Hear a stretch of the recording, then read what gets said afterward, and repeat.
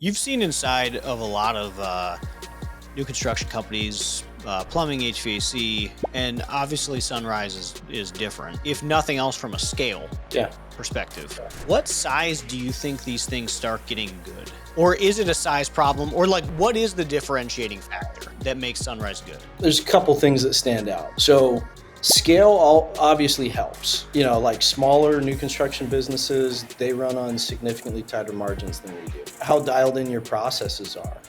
That's one thing that was extremely attractive with Sunrise is just how processized everything was so that we can plug people in and move them to different areas and different tasks, different job responsibilities, and the business still function and flows. Relationship is another one. Having a good relationship with the builders. We're working with some nationwide builders like Lennar and DR Horton, KB, and TriPoint, and all of these pretty large builders. And so, having a good relationship and having a reputation is very valuable in this space because ultimately you look at the position that they're in is they're trying to deliver a finished product to a customer as fast as they possibly can and still maintain the highest level of standard that they can in terms of what that product looks like. There's other guys that we compete with that are significantly smaller than us, that are significantly cheaper than us, yet we still hold a huge chunk of that market share. And a lot of that is related to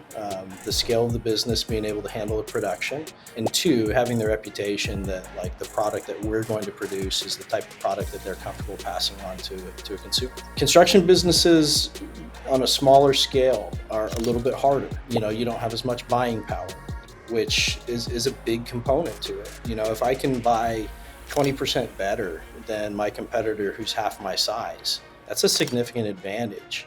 So that side, in terms of like what we can do in the warehouse compared to what has to be done in the field, we have prefabrication processes on duct work and stuff like that. And so we get to build a lot of stuff in a controlled environment, which significantly cuts down on the amount of time spent on site. Throwing a bunch of guys up in a framed attic in the Las Vegas summer, that's brutal work. There's no real ventilation that's going on in there. Mhm. It's tough. And so prefabricating duct systems beforehand to where, instead of making 40 different duct connections in an attic, they're going to make 8 or 10 or 12 or something like that. That's a big component too of how good we are at what we do and being able to maintain the type of margins that we do. Obviously, you're 6 months into changes. When you think of like the big needle moving changes, what were they? A lot of it was compensation, just making sure that everybody knew that, hey, we want you to make more money than you've ever made in your entire life. And we know that when we take care of our people, that they're going to turn around and take care of our customers. And so they needed to see that we weren't just like a couple of guys that showed up and bought this thing and we're going to, suck it dry of cash and, slash and burn everywhere that we could. And it's like, no, we've taken the exact opposite approach.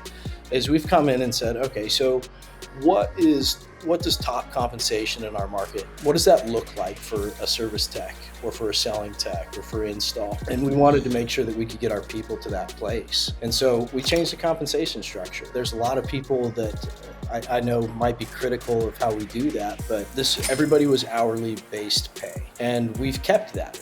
And we've grown it and we've added commission on top of that. So all of our technicians, they get a healthy hourly base pay. And on top of that, they have bonus based on tasks that they're performing too, in terms of like specific repairs, little spiffs that they're getting. Yeah. And we're paying an aggressive commission on replacement systems. We're playing even more aggressively on duct system changeouts and indoor air quality as well. So, I have no problem saying this. Like, we'll pay the technicians 15% on indoor air quality and duct system sales on top of their hourly that they get paid.